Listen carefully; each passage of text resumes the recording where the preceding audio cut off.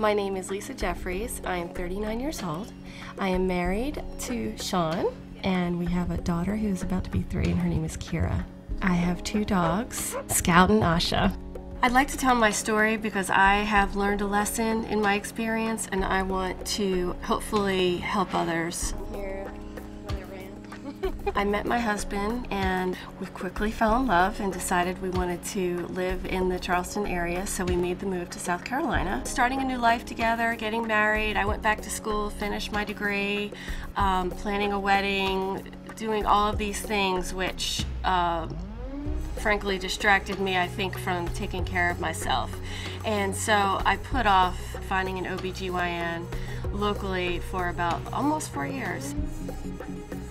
I was very apathetic about it, and my apathy almost cost me my life.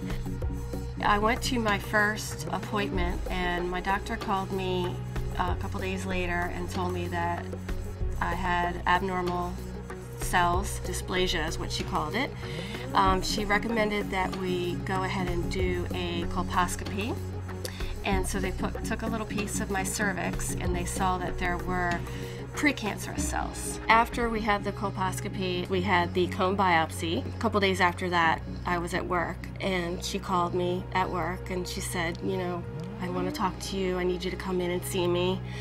And if Sean is available, I'd like for him to come too. So we went in, and she said, you have cervical cancer. I'd like to recommend that you have a radical hysterectomy and see where we are. And it was pretty traumatic for us. I feared for my fertility, really is what I was most afraid of. We went ahead and did the hysterectomy. I had been there a week. It was a pretty hard week for me. My doctor came in and said we found some positive lymph nodes. So I was stage 1B1, but with positive lymph nodes. And what he was recommending was radiation and chemotherapy.